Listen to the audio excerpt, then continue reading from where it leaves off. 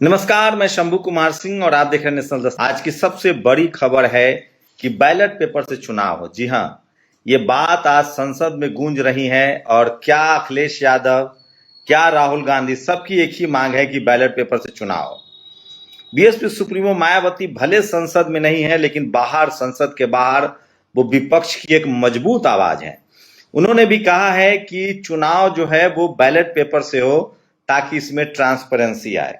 तो ये आज की सबसे बड़ी खबर है। चुनाव सुधार पर बहस हो रही है और खासकर बामसेफ जो है इसके लिए लगातार मिशन चला रहा है, चाहे वो बावन मेश्राम का बामसेफ हो। इसलिए मैं बता दूं, कटक में 26 तारीख से बावन मेश्राम जी का जो बामसेफ है उसका अधिवेशन होने जा रहा है और वो बामसेफ जो है, जो लगातार ईवीएम के खिलाफ कैंपेन चला रहा है पूरे देश में। और इस देश के लगभग जो बहुजन समाज के लोग हैं, उनका मानना है कि चुनाव जो है वो ईवीएम से ना हो, बैलेट पेपर से हो। और इसमें बामसेफ के जो योगदान को आप नकार नहीं सकते। मैं सिर्फ बामन मेश्राम जी के बामसेफ की बात नहीं कर रहा हूं, चाहे वो बीएसपी का बामसेफ हो, चाहे ऐसे तमाम दर्जनों बामसेफ हैं, काले जी का बामसेफ हो, मेश्राम साहब का बामसेफ हो, ये तमाम बामसेफ जो है। लेकिन बामसेफ संगठन को इसके लिए, सामाजिक इस आंदोलन के लिए आपको क्रेडिट देना पड़ेगा। और अब ये चर्चा संसद तक पहुंच गई है। आज अखिलेश यादव ने जोर देकर कहा कि चुनाव बैलेट पेपर से होना चाहिए। जर्मनी या दुनिया के तमाम, अमेरिका, फ्रांस, इन तमाम देशों में ईवीएम से चुनाव नहीं होते हैं, तो फिर भारत में क्यों? तो चुनाव रिफॉर्म के नाम पर जो बहस हो रही है उसमें सबसे बड़ा सवाल यही है कि चुनाव बैलेट पेपर से होना चाहिए, ईवीएम से नहीं। मैंने भी नेशनल दस्तक के जो एक्स पेज है उस पर एक सर्वे शुरू किया है। आप चाहे तो हमें प्रतिक्रिया दे सकते हैं, क्योंकि देखिए, सोशल मीडिया ही सच्चा मीडिया है, सोशल मीडिया ही बहुजन मीडिया है। हम लोग के पास टीवी अखबार है नहीं, इसलिए हम लोग की आपसे गुजारिश है कि उस सर्वे में बड़ी संख्या में आप भाग ले सकते हैं और मैं उसको पिन भी कर रहा हूं, वो सबसे ऊपर भी रहेगा। और ये बड़ी खबर है जो मैं आपको बता रहा हूं, इसलिए मैं कह रहा हूं कि सोशल मीडिया ही सच्चा मीडिया है, सोशल मीडिया ही बहुजन मीडिया है। अब तक 95% लोगों का जो राय है, 24 घंटे का ये वोट है, आप चाहे तो इसमें वोट कर सकते हैं। 95% लोगों की राय है कि चुनाव बैलेट पेपर से होना चाहिए। तो ये बड़ा मुद्दा है। सोचिए, लोकतंत्र में इस देश के बहुसंख्यक आबादी के पास अगर कोई एक अधिकार है तो वो वोट का अधिकार है। कांग्रेस के राहुल गांधी ने आरोप लगाया, भाषण की शुरुआत जो है विपक्ष की तरफ से अखिलेश यादव ने की। अखिलेश यादव ने कहा कि चुनाव के दौरान जो है वो पैसे डाले जा रहे हैं। उन्होंने बताया कि किस तरह से यूपी में पुलिस का इस्तेमाल हुआ चुनाव के दौरान, खासकर जो जाति विशेष और धर्म विशेष के वोटर थे उनको बूथ तक नहीं जाने दिया गया। ये बूथ लूट से भी खतरनाक था। साथ ही चुनाव के वक्त जो अकाउंट में पैसे डाले जा रहे हैं वो लोकतंत्र के लिए ठीक नहीं है। और अंत में उन्होंने जोर देकर कहा कि चुनाव किसी भी कीमत पर बैलेट पेपर से होना चाहिए। बीएसपी सुप्रीमो मायावती ने भी आज पोस्ट करके कहा है। तो तमाम जो विपक्षी दल हैं वो बैलेट से चुनाव चाहते हैं। बीजेपी के तरफ से आज इसका जवाब देने के लिए फिर से, पहले तो शुरुआत बीजेपी की तरफ से हुई, गृह मंत्री ने किया, फिर निशिकांत दुबे ने वो सारी गलतियां गिनाई कांग्रेस की कि आपने कैसे चुनाव आयोग की बेईमानी की, आप कैसे ईवीएम लेकर आए। तो सवाल है कि क्या जो गलतियां कांग्रेस कर रही थी आप भी वही गलती कर रहे हैं? आपके काले से मेरा काला कम काला है, ये कैसे हो जाएगा? और दो काले मिलके एक सफेद नहीं हो जाते। तो सोचिए, ये बात तो बहुजन समाज और बहुजन समाज के जो इंटेलेक्चुअल रहे हैं वो लगातार कहते रहे हैं कि कांग्रेस और बीजेपी आइडियोलॉजिकली बहुत डिफरेंट नहीं है। तो कांग्रेस अब कह रही है कि बीजेपी वाले चोरी कर रहे हैं, बीजेपी वाले कह रहे हैं कि कांग्रेस पहले चोरी करती थी। इसका मतलब दोनों एक दूसरे को चोर कह रहे हैं। और बहुजन समाज हमेशा से कहता रहा है कि ये दोनों लोग डेमोक्रेसी और लोकतंत्र के पक्षधर नहीं है।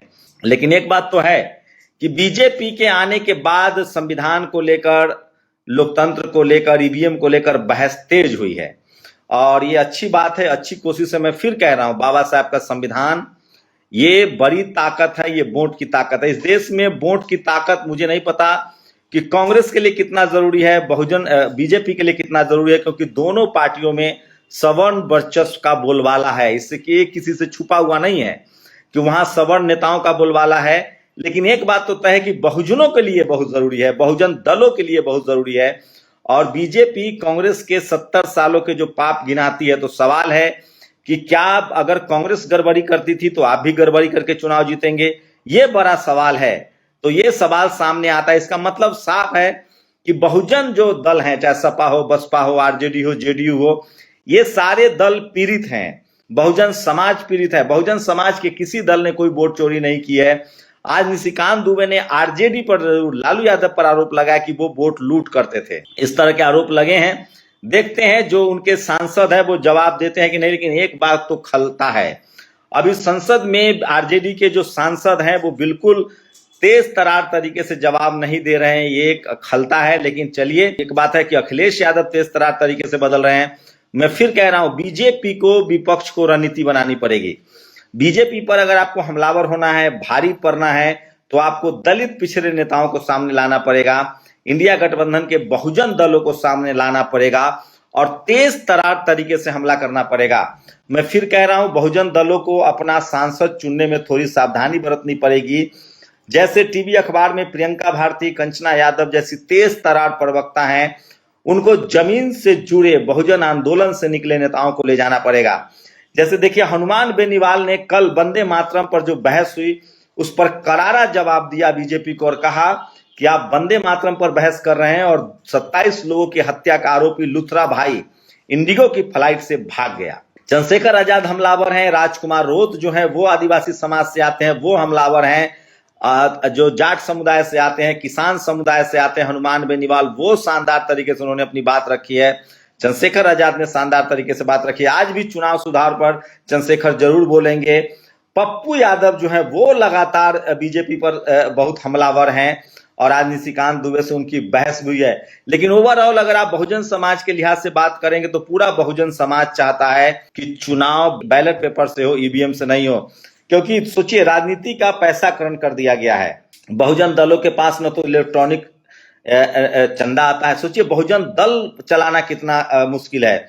ये तमाम लोग जो टीवी अखबार के मनुवादी मीडिया हैं, जो सपा, बसपा, आरजेडी, जेडीयू पर टिकट बेचने का आरोप लगाते हैं, इनसे पूछा जाना चाहिए कि बीजेपी कैसे चुनाव लड़ती है। आज की खबर बता रहा हूं, 16 लाख करोड़, 16.5 लाख करोड़ रुपया जो है वो पिछले 5 सालों में कॉर्पोरेट का माफ कर दिया गया है। ये तमाम जो बड़ी बड़ी कंपनियां, अभी इंडिगो का जो क्राइसिस है, इंडिगो ने 30 करोड़ रुपया इलेक्ट्रोल बॉन्ड दिया बीजेपी को, 5 करोड़ दिया कांग्रेस को। ये कभी सपा, बसपा, आरजेडी, जेडीयू को नहीं देते हैं। तो बहुजन दलों को पास वोट है, उनके पास जनाधार है, उनकी संख्या ज्यादा है, लेकिन उनके पास पैसे नहीं है। आज अखिलेश यादव ने इस पर भी कहा कि किस तरह से सोशल मीडिया का इस्तेमाल, हम लोग के पास पैसा नहीं है, सोशल मीडिया की कोई टीम नहीं है, विपक्ष के पास ये सब संसाधन नहीं है, लेकिन सत्ता पक्ष के पास सोशल मीडिया की बड़ी फौज है और वो अपना गुणगान नहीं करते हैं, दूसरे नेताओं को बदनाम करते हैं। तो मुझे लगता है बहुजन समाज को अपनी सोशल मीडिया प्लेटफॉर्म खड़े करने पड़ेंगे, अपना यूट्यूब, इंस्टा, फेसबुक, ट्विटर, ये सब एक्स खड़े करने पड़ेंगे। ये समय की मांग है, क्योंकि अब सब मोबाइल देख रहे हैं, लोगों का टीवी देखने का स्टाइल बदला है, सब मोबाइल देख रहे हैं। तो इस वजह से मैं कह रहा हूं कि आज की बहस जो है वो ईवीएम को लेकर हुई है, बैलेट पेपर को लेकर हुई है और ये बड़ी बहस है, तगड़ी बहस हुई है, शानदार बहस हुई है और इससे साफ होता है कि आने वाले समय में ये बहस और बड़ा होता जाएगा। तो सोशल मीडिया ही सच्चा मीडिया है, सोशल मीडिया ही बहुजन मीडिया है। ये बात तय है कि तमाम बहुजन दलों के नेताओं को एकजुट भी होना पड़ेगा, साथ भी आना पड़ेगा, साथ ही उनको बहुजन जो पार्टियां हैं उनको अपना सोशल मीडिया भी खड़ा करना पड़ेगा।